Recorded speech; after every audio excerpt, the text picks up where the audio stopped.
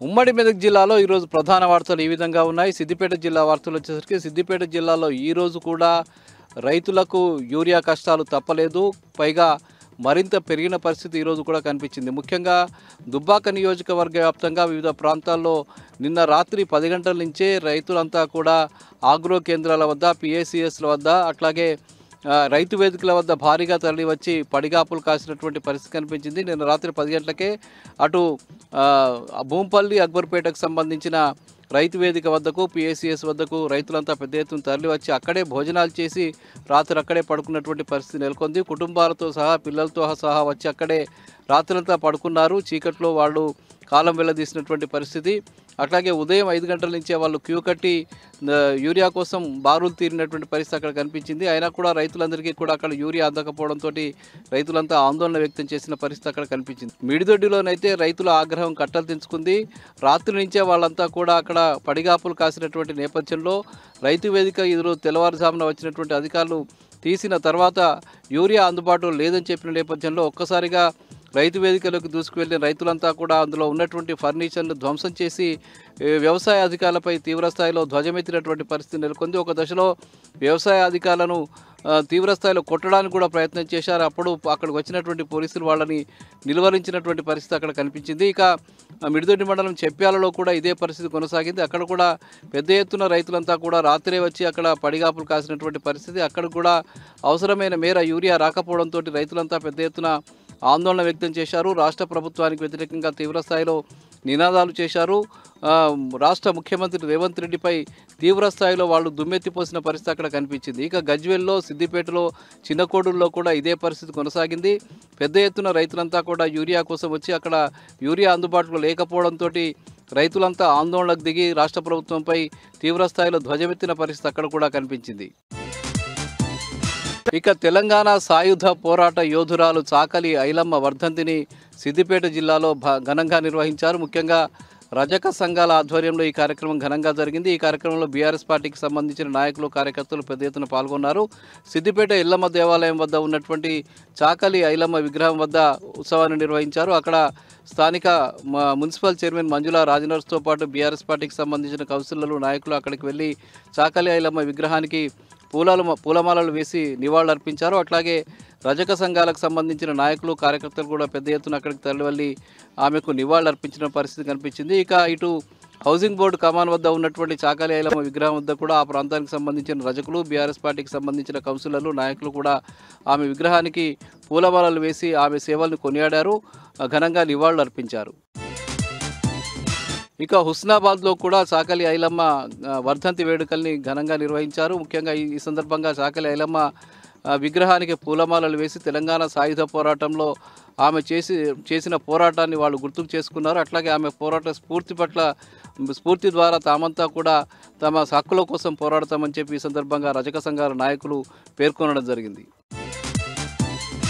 ఇక కొహెడా మండలం పరివేద గ్రామంలో 21 సంవత్సరాల క్రితం జరిగినటువంటి ఒక మహిళకు సంబంధించిన హత్య, మానభంగం కేసులో ఈరోజు ఆ వ్యక్తికి, పింగళి నరేందర్ రెడ్డి అనే వ్యక్తికి 20 సంవత్సరాల కఠిన కారాగార శిక్ష, అట్లాగే 1,50,000 రూపాయల జరిమానా విధిస్తూ జిల్లా అదనపు సెషన్స్ జడ్జి జయప్రసాద్ ఈరోజు తీర్పునిచ్చారు. ఈ తీర్పు సంబంధించి దాదాపు 20 సంవత్సరాల పాటు ఈ కేసు విచారణ జరిగింది. అందుకు సంబంధించిన కేసులో పూర్తి స్థాయిలో పోలీసులు వాళ్ళకు సాక్ష్యాధారాలతో సహా కోర్టులో నిరూపించిన నేపథ్యంలో ఈ కేసులో పింగళి నరేందర్ రెడ్డి నిందితునిగా తేలిన నేపథ్యంలో ఆయనకు 20 సంవత్సరాల కఠిన కారాగార శిక్షతో పాటు 1,50,000 రూపాయల జరిమానా విధించినట్టు ఈ సందర్భంగా జిల్లా సిపి అనురాధ తెలిపారు. ఈ సందర్భంగా కేసును పకడ్బందీగా ముందుకు నడిపించినటువంటి పోలీసులను, అట్లాగే హుస్నాబాద్ పోలీసులను, కోహెడా పోలీసులను ఆమె అభినందించారు.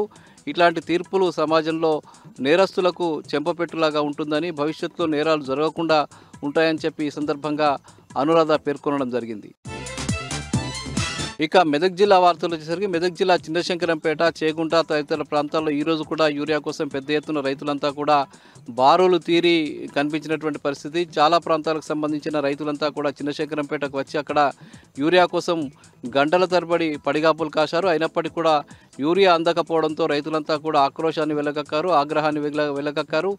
రాష్ట్ర ప్రభుత్వానికి వ్యతిరేకంగా, రేవంత్ రెడ్డి ప్రభుత్వానికి వ్యతిరేకంగా పెద్ద ఎత్తున నినాదాలు చేసినటువంటి పరిస్థితి అక్కడ కనిపించింది. ఇప్పటికైనా రాష్ట్ర ప్రభుత్వం స్పందించి తమకు యూరియా అందించాలని చెప్పి రైతులంతా డిమాండ్ చేసిన పరిస్థితి అక్కడ కనిపించింది.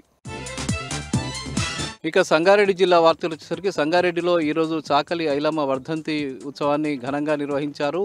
ఈ కార్యక్రమంలో స్థానిక ఎమ్మెల్యే చింతా ప్రభాకర్ పాల్గొని చాకలి ఐలమ్మ విగ్రహానికి పూలమాలలు వేసి ఘనంగా నివాళులు అర్పించడం జరిగింది. ఈ సందర్భంగా చింతా ప్రభాకర్ మాట్లాడుతూ తెలంగాణ సాయుధ పోరాటంలో చాకలి ఐలమ్మ చూపిన పోరాట స్ఫూర్తి గొప్పదని, నిజాం నవాబులకు వ్యతిరేకంగా రజాకార్లకు వ్యతిరేకంగా ఆమె చేసిన పోరాటం మహిళా లోకానికే ఒక స్ఫూర్తినిచ్చినటువంటి పరిస్థితి ఉందని, ఆమె స్ఫూర్తితో అనేక మంది ఉద్యమంలో నడిచినటువంటి పరిస్థితి ఉందని, తెలంగాణ ఉద్యమానికి కూడా చాకలి ఐలమ్మ ఒక స్ఫూర్తిగా నిలిచిందని చెప్పి ఈ సందర్భంగా ఆయన కొనియాడారు.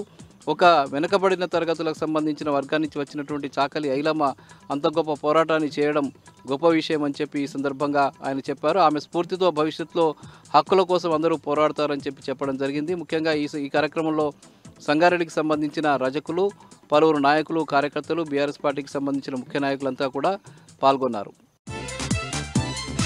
ఇక పటంచెరులో ఈరోజు పర్యటించినటువంటి స్థానిక ఎమ్మెల్యే మహిపాల్ రెడ్డి తీరు పలువురిని ఆశ్చర్యానికి గురి చేసింది. ఒక కాలనీకి వెళ్ళినటువంటి ఆయనకు స్థానిక మహిళలు అక్కడి సమస్యలు వివరించిన నేపథ్యంలో ఆయన వాళ్ళపై కాస్త అసహనంగా ప్రవర్తించి అసభ్యంగా మాట్లాడినటువంటి పరిస్థితి అక్కడ కనిపించింది. మహిళలంతా కూడా ఎమ్మెల్యేల వైఖరిని వాళ్ళు తీవ్రస్థాయిలో ఖండించేటువంటి పరిస్థితి. తమ సమస్యల్ని చెప్పడంతో పాటు తమకు 400 ఓట్లున్నాయని మీకే వేశామని చెప్పిన నేపథ్యంలో మీరు ఓట్ల పేరు చెప్పి తమల్ని బ్లాక్మెయిల్ చేయవద్దని చెప్పి ఆయన వాళ్ళని బెదిరించినంత పనిచేశారు. ఈ నేపథ్యంలో ఆయన తీరు పట్ల మహిళలంతా కూడా నిరసన వ్యక్తం చేసినటువంటి పరిస్థితి అక్కడ కనిపించింది. అదేవిధంగా ఒక కాలనీకి వెళ్ళినటువంటి ఆయన అక్కడ స్థానిక కాలనీకి సంబంధించిన నాయకుడు సమస్యలు వివరించిన నేపథ్యంలో ఆయనపై కూడా బూతులు మాట్లాడుతూ మీరే అన్ని చేసుకోండి అని చెప్పి ఆయనను దబాయించిన నేపథ్యంలో అక్కడ వాళ్ళంతా కూడా కాలనీకి సంబంధించిన వాసులంతా కూడా ఆశ్చర్యానికి గురయ్యారు. ఎమ్మెల్యే వైఖరి పట్ల వాళ్ళు కూడా నిరసన వ్యక్తం చేసినటువంటి పరిస్థితి అక్కడ కనిపించింది.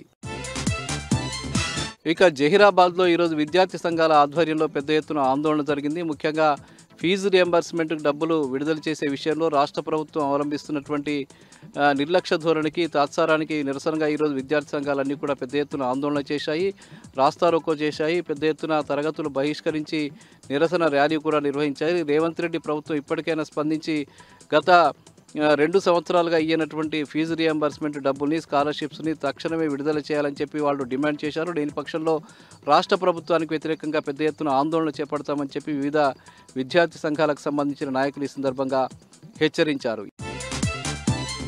ఇక జహీరాబాద్లోని దర్గాలో ఉర్సు ఉత్సవాలు ఘనంగా జరిగాయి. ప్రతి సంవత్సరం ఈ దర్గాలో పెద్ద ఎత్తున ఉర్సు ఉత్సవాలు జరగడం అనేది సాధారణంగా జరుగుతూ ఉంటుంది. ఈ ఉత్సవాల్లో భారీగా మైనార్టీలకు సంబంధించిన సోదరులంతా పాల్గొన్నారు. ఒకరికొకరు వాళ్ళు శుభాకాంక్షలు తెలుపుకొని ఆ ఉర్సులో ప్రత్యేక ప్రార్థనలు నిర్వహించినటువంటి పరిస్థితి, ఆ మసీదుకు వెళ్ళి ప్రత్యేక ప్రార్థనలు కూడా నిర్వహించిన పరిస్థితి అక్కడ కనిపించింది. భారీ సంఖ్యలో వచ్చినటువంటి మైనార్టీలు ఉత్సవాల్లో పాల్గొని వాళ్ళందరికీ కూడా శుభాకాంక్షలు తెలియజేసుకున్నారు. ఇక నారాయణఖేడ్లో ఈరోజు లంబాడీ హక్కుల పోరాట సమితి ఆధ్వర్యంలో మీడియా సమావేశం ఏర్పాటు చేశారు. నిరసన కూడా తెలియజేశారు. ముఖ్యంగా లంబాడీలను ఎస్టీ జాబితా నుండి తొలగించవేయడానికి ప్రయత్నాలు జరుగుతున్నాయని, ఈ ప్రయత్నాల్ని తక్షణమే మానుకోవాలని చెప్పి వాళ్ళు డిమాండ్ చేయడం జరిగింది. ఎస్టీ జాబితాలోంచి తమను తొలగిస్తే రాష్ట్రాన్ని అగ్నిగుండం చేస్తామని చెప్పి కూడా ఈ సందర్భంగా లంబాడీలకు సంబంధించిన నాయకులు పేర్కొనడం జరిగింది.